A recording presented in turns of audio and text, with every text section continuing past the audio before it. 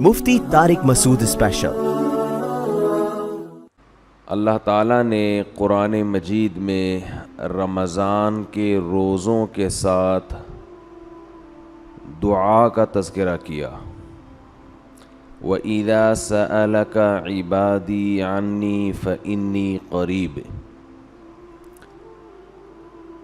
فرمایا کہ اے نبی آپ ان سے یہ کہہ دیجئے کہ جب میرے بندے میرے بارے میں پوچھیں تو آپ ان کو بتا دیں کہ میں تمہارے قریب ہوں۔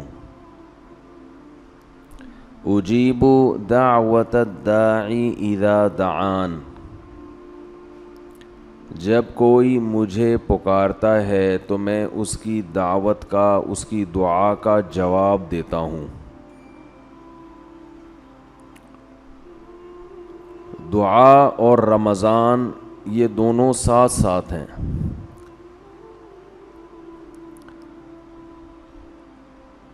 جہاں اور دیگر معاملات میں ہمارے اندر کمی واقع ہوئی ہے، دین کے معاملات میں، نماز میں، روزے میں، تلاوت میں، وہیں ایک بہت بڑی عبادت ہے دعا، اس میں بھی لوگ پیچھے ہٹ گئے ہیں۔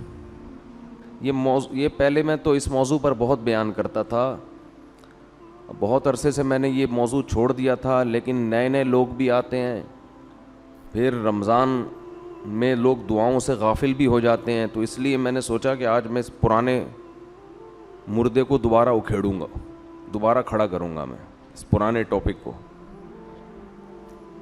اللہ اور بندے کا جو تعلق ہے نا، اللہ یہ قائم کرنا چاہتے ہیں۔ اسلام کا حاصل کیا ہے، خلاصہ کیا ہے؟ انسان کا تعلق ہو جائے کس کے ساتھ؟ اپنے رب کے ساتھ۔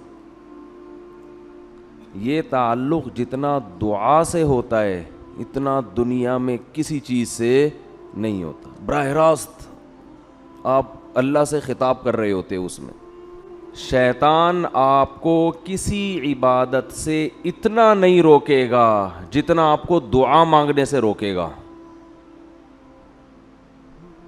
آپ حیران ہوں گے کہ میں کیسی باتیں کر رہا ہوں، شیطان تو دعا مانگنے سے بالکل نہیں روکتا۔ ہاتھ اٹھاؤ، دعا مانگو، یوں کرو، صلی اللہ تعالیٰ علی خیر خلقی برحمتک یا ارحم الراحمین، پتلی گلی سے نکل لو۔ صبح شام 25 دفعہ مانگ رہے ہیں، مسجدوں میں بھی مانگتے ہیں، امام 27ویں رات میں بھی ہوتا ہے، ہول سیل کے حساب سے دعائیں چل رہی ہیں۔ اور شیطان کی کوشش یہ ہوتی ہے کہ وہ آپ کو کوئی دوسرا آلٹرنیٹ دیتا ہے تاکہ آپ اصل کو چھوڑ کر اس متبادل میں مشغول ہو جائیں، کیونکہ اگر آپ کے پاس آلٹرنیٹ نہیں ہوگا تو پھر آپ اسی اصل پہ قائم رہو گے۔ حکومت جب کوئی سڑک بناتی ہے، بلکہ پہلے سے جو سڑک ہے اس میں ریپیئرنگ کا کام کرتی ہے، تو لوگوں کو متبادل راستہ دیتی ہے۔ لکھا ہوتا ہے نا کہ آگے کام ہو رہا ہے، ہم معذرت خواہ ہیں، متبادل راستہ۔ وہ کچے میں ہوتا ہے متبادل، وہاں آپ اتار کے تھوڑا سا آگے ٹرن ماریں گے تو دوبارہ ہائی وے پہ چڑھ جائیں گے آپ۔ یہ متبادل راستہ گورنمنٹ کیوں دیتی ہے؟ اس لیے کہ نہیں دیں گے نا تو ایسا نہیں ہوگا کہ لوگ وہاں کھڑے رہیں قیامت تک کہ آگے چونکہ سڑک پہ کام ہو رہا ہے، یا لوگ واپس چلے جائیں، ایسا بھی نہیں ہوگا۔ واپس جانا شروع کریں، اتنی لمبی ٹریفک کی لائن لگ جائے گی، پھر آپ 2 گھنٹے کا سفر کر چکے ہیں تو واپس کون مڑے گا بھائی؟ نتیجہ یہی ہوگا کہ اسی ریپیئرنگ والے راستے پر ہی لوگ گاڑیاں لے کے چڑھ جائیں گے۔ تو اس لیے جب بھی کسی ٹریک پر سے لوگوں کو اتارنا ہوتا ہے تو اس کا طریقہ یہ ہوتا ہے کہ دوسرا متبادل راستہ دیا جائے ان کو۔ یہاں تک بات سمجھ میں آ گئی ہے؟ یہی کام شیطان کر رہا ہے، کیونکہ شیطان بہت ہی ہوشیار ہے۔ شیطان جو ہے نا وہ بہت بڑی فلم ہے، تو وہ کیا کرتا ہے کہ بے دین کو تو ایسا کرتا ہے کہ جو جائز خواہشات ہیں ان سے ہٹا کے حرام خواہشات کی طرف لے کر جاتا ہے، حالانکہ وہ خواہشات کی نوعیت ایک ہی جیسی ہوتی ہے. آپ کو بھوک لگ رہی ہے تو بھائی چوری کر کے بھی روٹی کھا سکتے ہو اور جیب میں پیسے ہیں اس طرح بھی کھا سکتے ہو. چوری کرو گے ایک دفعہ آسانی ہوگی لیکن ہمیشہ پھر چوری کرنی پڑے گی، ہر دفعہ کی ٹینشن. اور اگر پیسے کما لو گے تو ایک دفعہ کی ٹینشن ہے لیکن ہمیشہ پھر عزت کے ساتھ خرید کے ساری زندگی کھاتے رہو گے. اب بھوک تو پوری کرنی ہے نا، تو شیطان کیا کرتا ہے، چور کو حلال راستہ سے ہٹا کے حرام بتاتا ہے، جس میں ٹینشن بھی زیادہ، ڈپریشن بھی، ضمیر بھی ملامت کرے گا، عزت کا جنازہ بھی نکلے گا. تو بے دین آدمی کو شیطان حلال خواہشات سے ہٹا کر کس طرف لاتا ہے؟ بولے نا یار، حرام. وہ نکاح سے ہٹائے گا، زنا کی طرف لائے گا. تو ہر چیز میں ایسا ہی کرے گا شیطان.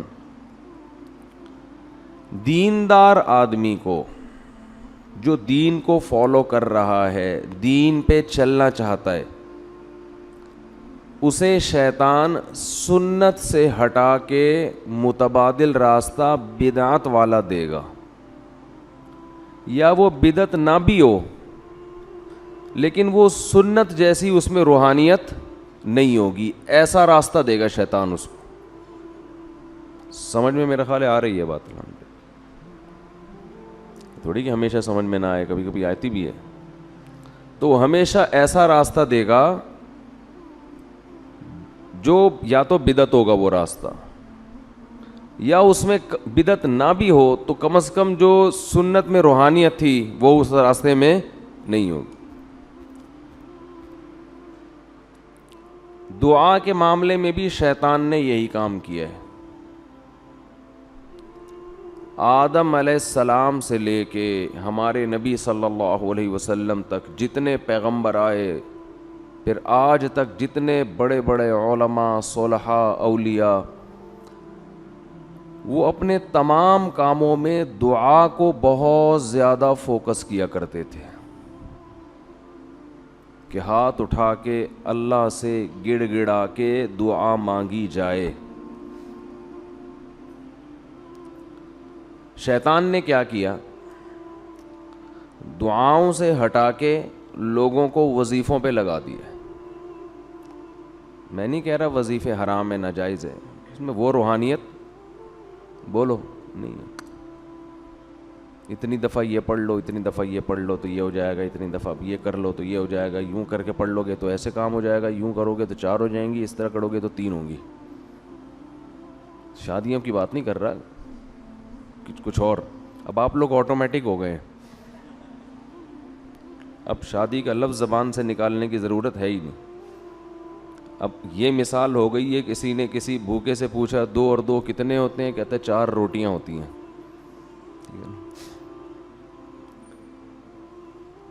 تو وظیفے یہ پڑھ لو تو یوں ہو جائے گا، یوں کر لو تو یوں ہو جائے گا، ایسا کر لو تو یوں ہو جائے گا، 636.3 دفعہ پڑھو گے تو یہ والا کام ہوگا. رسالے چھپ رہے ہیں. تو زیادہ زور دعاؤں کے بجائے کس پر ہے؟ وظیفوں پہ. نظر آتے ہیں لوگ، کوئی فجر کے بعد بیٹھے ہوئے اللہ اللہ کر رہے، آدمی کہتا ہے یار ماشاءاللہ ابھی قیامت قریب نہیں ہے. اتنے نیک لوگ دنیا میں ہیں جو اللہ کو راضی کرنے کے لیے اللہ کا نام لیتے ہیں. جب آپ تہ میں جاؤ گے تو پتہ چلے گا کسی نے یہ وظیفہ بتایا ہے، اتنی دفعہ یہ پڑھو، فلاں کام کے لیے بتایا ہے. جیسے ہی کام ہوگا یہ بندہ مارکیٹ سے شارٹ ہو جائے گا.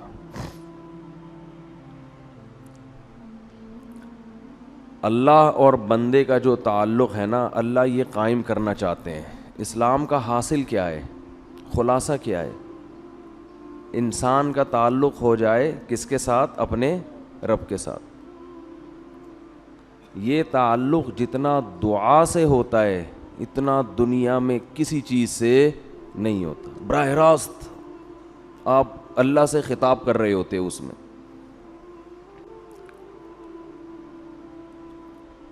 تو شیطان نے کیا کیا, دعاؤں سے ہٹا کے کس میں لگا دیا, وظیفوں میں. وہ بھی دعا ہی ہوتی ہے وظیفہ بھی, لیکن اس میں جذبہ دعا والا نہیں ہوتا. وہ پڑھا جاتا ہے, مانگا نہیں جاتا. کہتے ہیں نا کتنا وظیفہ پڑھ لیا, دعا میں یہ نہیں کہتے کتنی پڑھ لی, کتنی مانگ لی. یہ بہت بڑا فرق ہے. اور کمال کی بات ہے, قرآن و سنت میں جو پیغمبروں کی دعائیں ہیں ان کو بھی ہم نے وظیفے بنا کے پڑھنا شروع کر دیا ہے, وہ بھی مانگی نہیں جا رہی. یونس علیہ السلام اللہ کی اجازت کے بغیر اپنی قوم کو چھوڑ کے نکل گئے. اللہ کی طرف سے آپ کو تنبیہ ہوئی, سمندر میں ڈالے گئے, مچھلی نے آپ کو نگل لیا. تو اب وہاں یونس علیہ السلام نے مچھلی کے پیٹ میں بیٹھ کر لا الہ الا انت سبحانک انی کنت من الظالمین یہ دعا مانگی تھی, جس کے یہ الفاظ تھے. یہ دعا تھی, اے اللہ تیرے سوا کوئی عبادت کے لائق نہیں ہے, سبحانکا تو ہر عیب سے پاک ہے. کیا مطلب, میرے ساتھ جو یہ کچھ ہو رہا ہے یہ تیرا قصور نہیں ہے, کیونکہ تو ہر عیب سے پاک, یہ تو نے غلط نہیں کیا. انی کنت من الظالمین, میں ہی کیا ہوں, میں ہی غلط ہوں, مجھ سے ہی غلطی ہوئی ہے. تو یہ الفاظ میں کیا کہنا چاہ رہے ہیں کہ میری غلطی کو معاف کر دے, یعنی بزبان حال یہ میسج تھا نا, یہ چھپی ہوئی دعا ہے اس کے اندر کہ اے اللہ تو ہر عیب سے پاک ہے, تو نے ظلم نہیں کیا, غلطی کس کی ہے, میری ہے, میں اپنی غلطی کا اعتراف کرتا ہوں. کیا مطلب, مجھے اس مصیبت سے نکال دے. فاستجبنا له فاستجاب له فنجیناہ من الغم, ہم نے دعا کو قبول کیا اور ان کو اس غم سے نکالا ہے ہم نے. ہونا یہ چاہیے کہ ہمیں جب کوئی غم ہو تو ہم بھی یہ دعا مانگیں جو یونس علیہ السلام نے مانگی تھی, اے اللہ یہ جو مجھ پر مصیبت آئی ہے تیرا قصور نہیں ہے, میں خطاوار ہوں. یہی دعا پڑھنی چاہیے نا, مانگنی چاہیے. اب دیکھو میرے منہ سے بھی پڑھ نہیں نکل رہا ہے, لیکن ہم یہ دعا جو ہے نا لا الہ الا انت والی, یہ دعا مانگتے نہیں ہیں بلکہ پڑھتے ہیں 101 دفعہ, 1,00,000 دفعہ, 345 دفعہ. سمجھ میں آ رہی ہے بات, یہ مانگی نہیں جاتی بلکہ کیا کی جاتی ہے, پڑھی جاتی ہے. جب پڑھی جاتی ہے تو مخصوص دانوں پہ ایک خاص مقدار کو مکمل کرنا ہوتا ہے. اس میں یہ جذبہ ہی نہیں ہوتا کہ مجھ سے کوئی غلطی ہوئی ہے, تجھ سے نہیں ہوئی ہے, مجھ سے ہوئی ہے, میں اس غلطی کی تلافی کرتا ہوں, آئندہ نہیں کروں گا. ایسا کسی کی کھوپڑی میں تصور بھی بول دے کیوں نہیں بھائی, نہیں ہوتا. تو قرآن اس سے آپ کو اس دعا کے ذریعے جو بتانا چاہ رہا ہے, جو ذہن بنانا چاہ رہا ہے, جو سوچ آپ کے ذہن میں اتارنا چاہ رہا ہے, وہ سوچ بنتی نہیں ہے. سمجھتے ہو کہ نہیں سمجھتے؟ ہاں جلیبیاں مل جائیں گی اس کے بعد آپ کو, کیونکہ ہم بچپن میں یہ وظیفہ پڑھنے مسجد میں جایا کرتے تھے. ورد ہوتا تھا آیت کریمہ کا 5 لاکھ بار اور پتہ نہیں 2 لاکھ بار. تو وہ دانے لا کے بوریوں کے بوری مسجد میں بچھائی جاتی تھیں. تو اعلان ہوتا تھا تو سارے محلے کے بچے مسجد میں ہم سمیت پہنچ جایا کرتے تھے. اس کے بعد جو گرم گرم جلیبیاں ملتی تھیں ان کی لذت اب تک زبان پہ محسوس ہوتی ہے. وہ جلیبیوں کا مزہ اب کہیں بھی نہیں آیا. ایسی گرم پتہ نہیں کہاں سے بنوا کے لا, مزہ بہت آتا تھا. جلیبی اگر گرم گرم ہو نا تو اس کا اپنا ہی مزہ ہے. کھا لیا کریں کبھی اپنے خرچے پہ. گوروں کو یہ سہولتیں ان کو کیا پتہ ہے یار دودھ جلیبی کیا ہوتی ہے, جلیبی کیا. تو پیزا بس برگر 2-4 چیزیں ہی ہیں. کھانے کے جو چٹخارے ہندوستانیوں نے لیے ہیں نا, ہندوستانی اور پاکستانی, یہ چٹخارے آپ کو دنیا میں کہیں نظر نہیں آئیں گے. اور اب گورے بھی انہی کھانوں کے عادی ہو رہے ہیں. جب سے پاکستانی لوگ دنیا میں گئے ہیں نا, انڈین پاکستانی, تو گوروں کو بھی انہوں نے انہی چٹخاروں کا عادی بنا دیا. تو خیر, تو یونس علیہ السلام نے فنادا فی الظلمات, رات کے اندھیروں میں اللہ کو پکارا, سمندر کے اندھیرا, مچھلی کا پیٹ کا اندھیرا. زکریا علیہ السلام کو اولاد نہیں ملی, بیوی بوڑھی ہو گئی, خود بھی بوڑھے ہو گئے, ساری زندگی اللہ سے دعا مانگتے رہے, اولاد دے دے, اولاد دے دے, اولاد دے دے. رب لا تذرنی فردا وانت خیر الوارثین, اے اللہ مجھے اکیلا مت چھوڑ, مجھے تنہا مت چھوڑ, مجھے اولاد چاہیے. فاستجبنا لہ, قرآن کہتا ہے ہم نے آپ کی دعا کو قبول کیا. آج جس کی اولاد نہیں ہوتی وہ یہ دعا مانگتا نہیں ہے بلکہ 101 دفعہ پڑھتا ہے. سمجھ میں آ رہی ہے بات؟ تو اللہ سے دعا کا تعلق قائم کرنا چاہیے ہمیں. سب سے مضبوط بندے اور اللہ کا جو ریلیشن ہے نا, یہ دعا کے علاوہ کسی چیز سے نہیں بنتا. لیکن جو کام سب سے مقدس ہوتا ہے اس شیطان رکاوٹ بھی سب سے زیادہ بولو اسی میں ڈالتا ہے. شیطان آپ کو کسی عبادت سے اتنا نہیں روکے گا جتنا آپ کو دعا مانگنے سے روکے گا. آپ حیران ہوں گے کہ میں کیسی باتیں کر رہا ہوں. شیطان تو دعا مانگنے سے بالکل نہیں روکتا. ہاتھ اٹھاؤ, دعا مانگو, یوں کرو, صلی اللہ تعالیٰ علی خیر خلقی برحمتک یا ارحم الراحمین, پتلی گلی سے نکل لو. صبح شام 25 دفعہ مانگ رہے ہیں. مسجدوں میں بھی مانگتے ہیں, امام 27ویں رات میں بھی ہوتا ہے, اور ہول سیل کے حساب سے دعائیں چل رہی ہیں. اور ہم کہہ رہے ہیں کہ شیطان آپ کو جتنا دعا سے روکے گا اتنا کسی اور کام سے بولو, کیونکہ جتنا بہترین تعلق اللہ اور بندے کا دعا سے قائم ہوتا ہے, اتنا یہ جو چیزیں جوڑنے کے لیے مختلف کیمیکل ہوتے ہیں نا, ٹوٹی ہوئی چیزوں کو جوڑنے کے لیے مختلف کیا ہوتے ہیں کیمیکل. ایلفی یوز ہوتی ہے, گوند بھی یوز ہوتی ہے, سمت بانڈ استعمال ہوتا ہے, اور پتہ نہیں کیا کیا آ گیا مارکیٹ میں.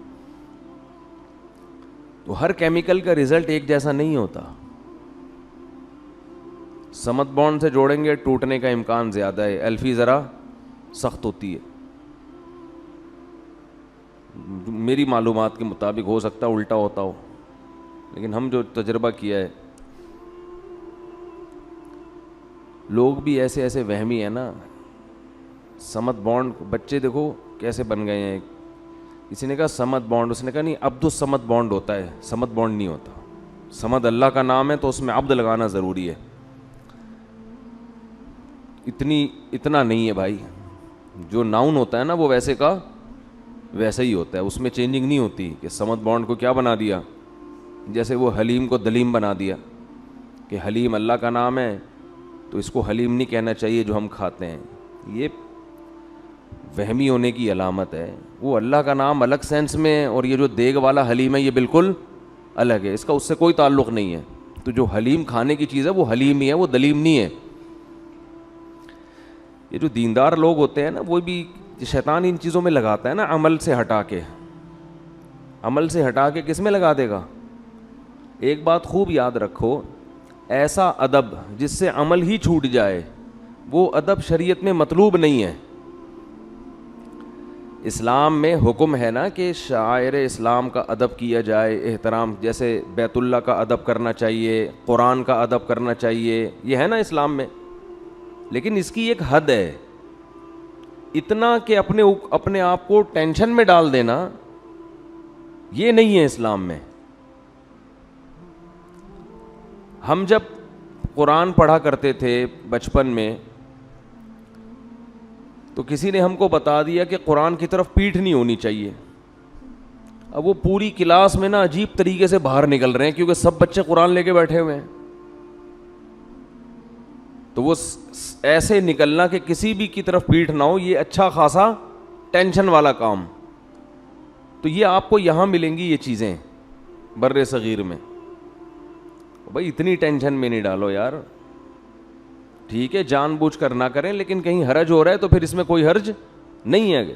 مسجدوں میں دیکھ لیں, اگلی صف میں تو لوگ بیٹھ کے تلاوت کر لیتے ہیں, پچھلی میں نہیں کرتے, کیونکہ پچھلی صف میں لوگوں کو یہ ہوتا ہے کہ آگے جو بیٹھا ہوا آدمی ہے اس کی پیٹھ ہو رہی ہے. اس چکر میں پوری مسجد میں ہزاروں لوگ بھی ہوں وہ قرآن لے کر تلاوت نہیں کرتے. تو یہ اپنے کو خامخواہ میں ٹینشن میں ڈالا ہوا ہے. نارملی اس کا اہتمام کر لیں, کسی کے پیچھے نہ بیٹھیں, لیکن اگر بھائی رش ہے تو پھر مجبوری ہے یہ بیٹھ جائیں قرآن پڑھیں. نہیں یار میرا خیال ہے بات سمجھ میں, پھر اتنا زیادہ ذہن پہ اس کو مسلط نہ کریں. گھروں میں یہ ہوتا ہے کہ کوئی قرآن لے کے بیٹھا ہوا ہے فرش پہ, تو اب دوسرا کرسی پہ نہیں بیٹھے گا.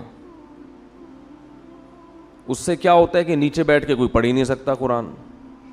ہاں اتنا کر لیں کہ ایک بندہ نیچے بیٹھا ہوا ہے تو اوپر کوئی تخت پہ نہ بیٹھے, پاؤں اوپر کر کے, اتنا تھوڑا سا اہتمام کر لیں. لیکن کرسی پہ تو پاؤں نیچے ہی ہوتے ہیں نا, زمین پہ پاؤں ہوتے ہیں. تو ادب کو اتنا کریں جتنا افورڈ کر سکتے ہیں. سمجھ میں آ رہی ہے بات کہ نہیں آ رہی؟ میں بہت دفعہ بیان میں ایک بات کہہ دیتا ہوں کہ محمد صلی اللہ علیہ وسلم کو اللہ نے آخری نبی بنایا. ایک صاحب مولوی صاحب بھی تھے, ان کا فون آیا کہ یہ بے ادبی ہے. آپ بولیں سید الانبیاء, سرور کائنات, یا رسول اللہ بول دیں, یہ نام لینا بے ادبی ہے.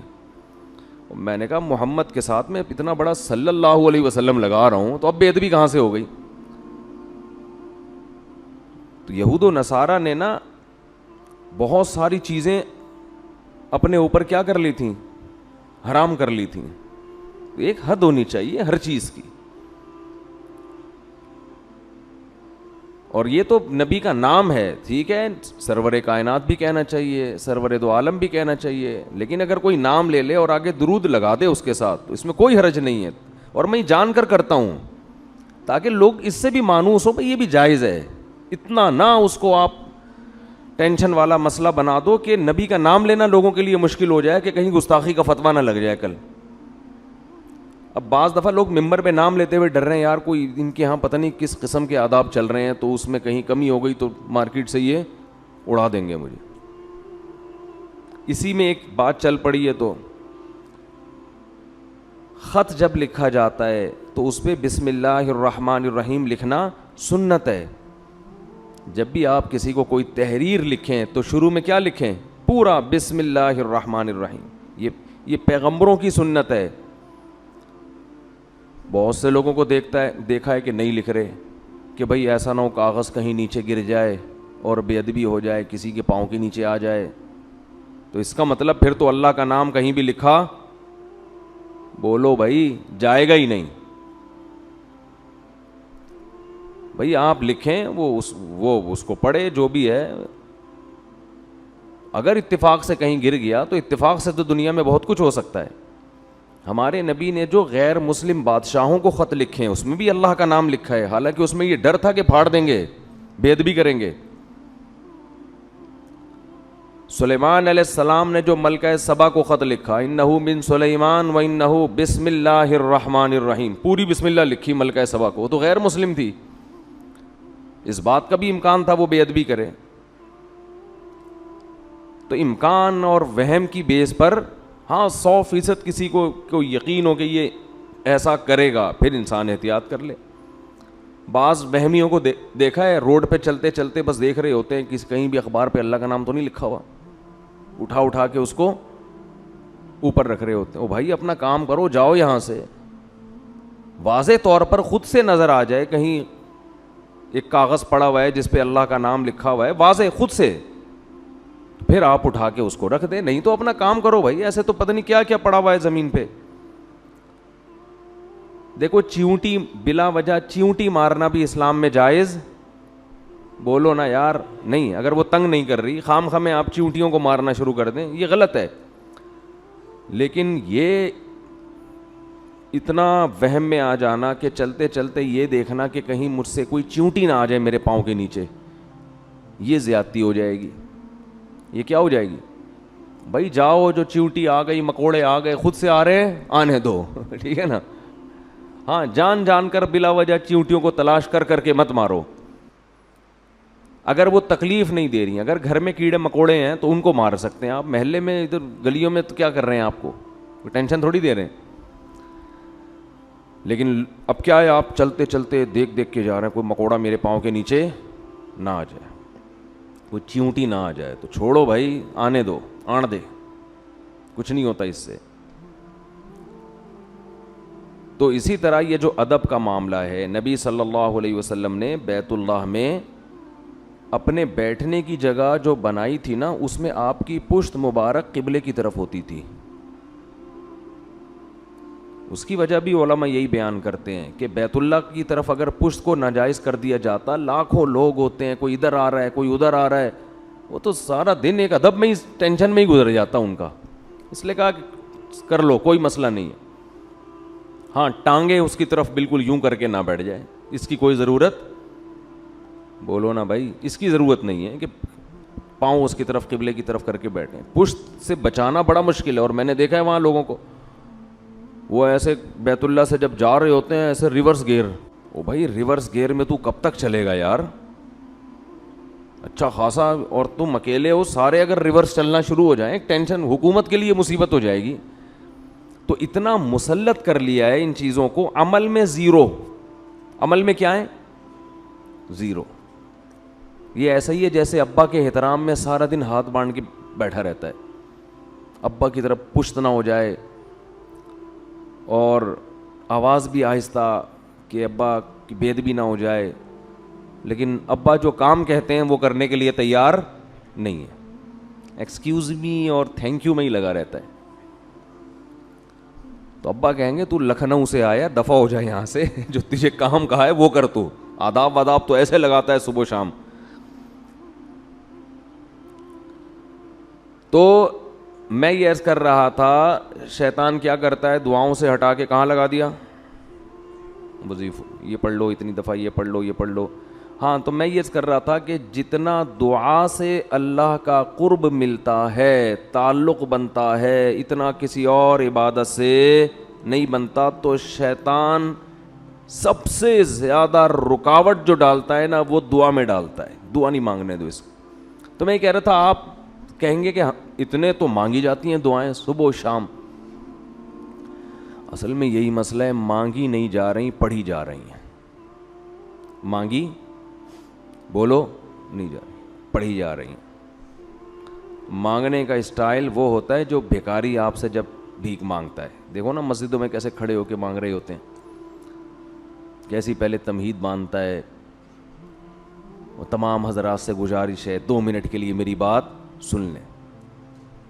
سب کو اپنی طرف متوجہ کرے گا, پھر رونا شروع کر دے گا. حالانکہ زیادہ تر فراڈ ہی ہوتا ہے اس میں.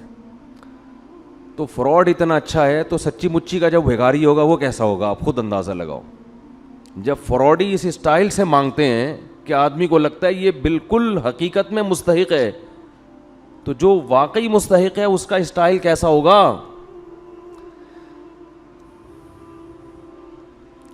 یہ جو اکثر بھکاری ہوتے ہیں نا, میں نہیں کہہ رہا 100%, اکثر ان میں فراڈی ہوتے ہیں. اکثر کیا ہوتے ہیں, اور رمضان میں تو پورا ایک ٹولے آتے ہیں ان کے,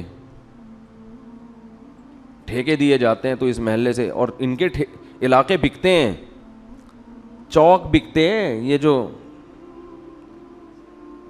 کیا کہتے ہیں اس کو یار, راؤنڈ اباؤٹ جو ہوتے ہیں نا, اکثر چورنگیاں, یہ بکتی ہیں بھکاریوں کی.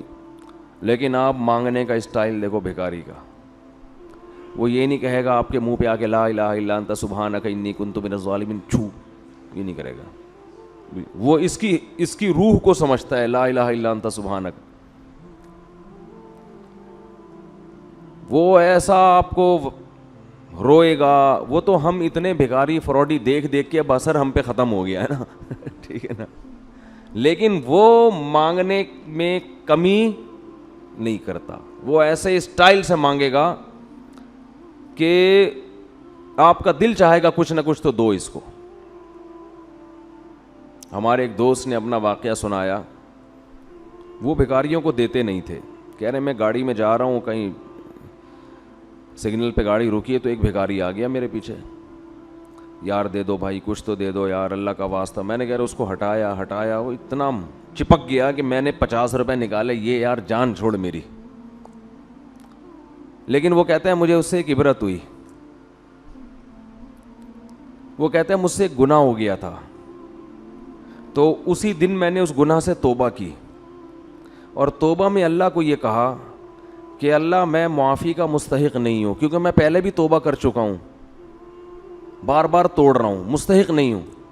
لیکن کہہ رہے میں نے اتنی دیر دعا مانگی, میں نے کہا اے اللہ وہ بھکاری مستحق نہیں تھا, جان چھڑانے کے لیے میں نے اس کو 50 روپے پکڑا دیے. تو مجھ سے زیادہ سخی ہے, تو بھی کہ یہ کب سے مانگ رہا ہے, کب سے پیچھے پڑا ہوا ہے, چل معاف کیا جا. تو کہہ رہے میں نے اتنی دعائیں مانگی, ہدایت کی بھی اور رزق میں برکت کی بھی, اور واسطے سارے اسی بھکاری کے اللہ کو دے رہا تھا کہ اللہ وہ فراڈی تھا, دے دیا, میں بھی فراڈی ہوں. ٹھیک ہے نا, نہ مجھے مانگنا آتا ہے, نہ میرے پاس کوئی عمل ہے, 2 نمبر آدمی ہوں, بس دے دے, مستحق نہیں ہوں پھر بھی دے دے. تو دعا یہ دعا تھی. اٹ از کالڈ کیا ہے, اٹ از کالڈ دعا. یہ جو اس پہلی دفعہ میرا خیال ہے اس بندے نے دعا مانگی ہوگی. تو یہ تو نمازوں کے بعد سب مانگ رہے ہیں. امام نے, آج کل دعاؤں کی سیٹنگ کیا چل رہی ہے, امام صاحب نے جب تکبیر کی نا امام صاحب نے, تو آٹومیٹک سسٹم نمازیوں کا شروع ہو گیا. نمازی سارے خود بخود روبوٹ کی طرح ہاتھ جا رہے ہیں, پھر کھڑے ہو جاتے ہیں. اس کے بعد سلام پھیر کے یاد آتا ہے اچانک یہ ہوا کیا ہے, درمیان میں گم. وہ ایک آدمی نے, امام صاحب نے 4 کے بجائے 3 رکعتوں پہ سلام پھیر دیا. پوری مسجد میں کسی نے بھی سبحان اللہ نہیں کہا. پیچھے 8ویں صف میں ایک آدمی نے کہا سبحان اللہ. امام نے کہا یار ان پورے نمازیوں میں سے تو کسی کو پتہ نہیں چلا, تجھے کیسے پتہ چل گیا کہ میں نے 3 پڑھی ہیں؟ وہ کہتے ہیں میری 4 دکانیں ہیں, 4 رکعتوں میں 4 کا حساب ہوتا ہے. آج 3 کے بعد ہی سلام کی آواز آ گئی, تو مجھے لگا کہ 1 رکعت امام صاحب پی گئے. امام صاحب 1 رکعت پی گئے ہیں. تو سارے سو رہے ہوتے ہیں. تراویح میں تو زیادہ ہوتا ہے یہ سلسلہ. پھر وہ ایک فارمیلٹی ہے دعا کی, اس پر ہاتھ اٹھا لیتے ہیں, یا اللہ فلاں کی بخشش کر دے, یہ کر دے, وہ کر دے. پورا ایک ترتیب سے مانگے. میں منع نہیں کر رہا اس سے, اس دعا میں جان نہیں ہے. امام کو بھی پتہ ہے میں نہیں مانگوں گا مجھے امامت سے نکالیں گے. مؤذن جو پیچھے جو نمازی ہوتے ہیں وہ سمجھتے ہیں کہ یہ نماز کا حصہ ہے, تو جب جو ہے تو چلو یوں کر لو, تو پھر یوں کر لو. ایسے چل رہا ہوتا ہے. جیسے وہ تعزیت کے لیے KPK میں دعا ہوتی ہے نا, پبلک آتی ہے, دعائے خیر, ہاتھ اٹھایا یا رکھے, چلو بھائی. پھر دوسرا آیا دعائے خیر اللہ, کچھ بھی وہ ان کی پشتوں میں کچھ الفاظ چل رہے ہوتے ہیں, اس طرح ماشی انڈی والا انخا دے دغت مغت کھودنا دگڑے, چلو جی ختم ہو گیا. پھر دوسرا, تو ان کو مردے کے, اکثر لوگوں کو مردے کے بخشوانے سے کوئی تعلق نہیں ہوتا. ان کو تو ایک لواحقین کو دکھانا ہے کہ ہم بھی کیا کر رہے ہیں, تمہاری میت کے, تمہارے غم میں تمہارے ساتھ برابر کے شریک ہیں. تو وہ دعا تھوڑی ہے.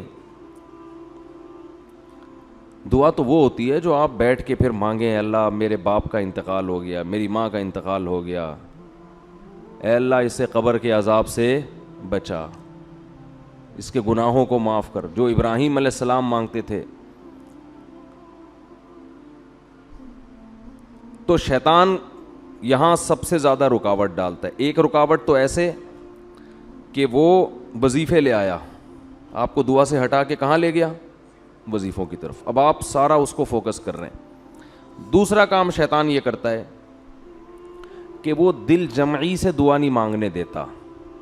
حدیث میں آتا ہے کہ اللہ تعالیٰ ظاہر قلب سے دعا قبول نہیں کرتے. ظاہر قلب کا مطلب اوپر سے, آپ کا دل خود ہی حاضر نہیں ہے تو یہ دعائیں قبول نہیں ہوتی. دل ہی حاضر نہیں ہے آپ کا. اللہ کہتے ہیں جب اس کو خود دلچسپی نہیں ہے بھائی, یہ خود اپنے عمل کو اہمیت نہیں دے رہا تو میں کیسے اہمیت دوں. یہ ایسے جیسے آپ کسی سیٹ سے 1 کروڑ روپے قرضہ مانگنے گئے. اب 1 کروڑ روپے جب آپ قرضہ مانگو یا بھیک مانگو تو ایسے نہیں ہوگا کہ آپ کھڑے کھڑے جا کے اس کو پکڑ کے بولو یار ذرا 1 کروڑ روپے ہیں تو دے دو, نہیں ہے چلو رہنے دو. ایسا نہیں ہوگا. وہ کہے گا یہ اس کی نظر میں اس کی ویلیو نہیں ہے تو میں اتنی بڑی رقم اس کو کیوں دے دوں بھائی. تو اس کے لیے آپ کیسی تمہید باندھو گے, سر میں آپ سے ملنا چاہتا ہوں, کام ہے, 6 آدمیوں کو اور بھی لے جاؤ گے سفارشی بنا کے, بہت پھر رو گے, 2 آنسو بہاؤ گے, ضرورت ہے, یہ ہے وہ ہے. تو جب اللہ سے ایسے دعا مانگی جاتی ہے نا کہ دماغ کہیں اور ہو اور ایک فارمیلٹی کے طور پر دعا کے کلمات زبان سے نکل رہے ہوں, تو اللہ کہتے ہیں اس کے دل میں اپنی دعا کی خود ہی ویلیو نہیں ہے, اس کو خود ہی نہیں پتا کس سے بات کر رہا ہوں, کیا مانگ رہا ہوں, تو پھر اللہ بھی قبول نہیں کرتے. اللہ مستغنی ہے.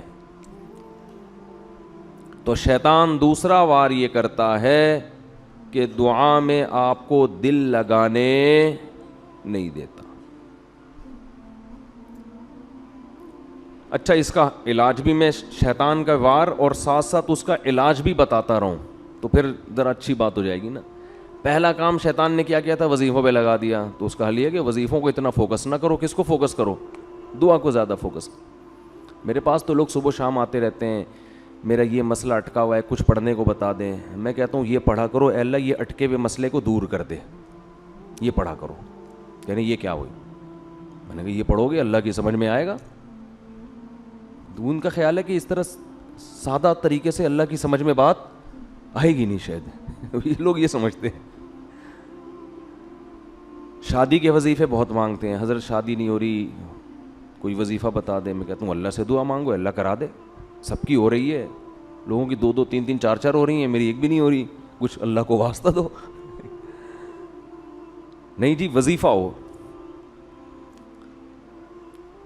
کاروبار میں برکت نہیں ہے, کوئی وظیفہ بتا دیں. بھائی اللہ سے دعا مانگو, اے اللہ میرے رزق میں برکت دے دی. اللہ کو سمجھ میں آئے گا کیا کہہ رہے ہو. لوگ سمجھتے ہیں اس طرح سے معاذ اللہ اللہ کی سمجھ میں بات آئے گی نہیں. وہ ٹیکنیکل طریقے سے ہوگا نا یہ والا اتنی دفعہ, تو پھر سمجھ میں آئے گی. تو شیطان کا جو پہلا وار ہے اس کا حل کیا ہے؟ دعاؤں کو فوکس کریں. جب کوئی حاجت ہوئی, پریشانی, 2 رکعت پڑھ کے اللہ کے سامنے گڑ گڑائیں. دوسرا کام شیطان کیا کرتا ہے, دل نہیں لگانے دیتا دعا میں. اس کا حل یہ ہے کہ جتنی استطاعت ہے نا اتنے اپنے خیالات کو دعا کی طرف لے کر جائیں. اللہ کا عجیب معاملہ ہے کہ جو آپ کے بس میں ہے وہ آپ کر لو, اور جو آپ کے بس میں نہیں ہے اس کی فکر مت کرو, بس وہ اتنا اللہ قبول کر لے گا.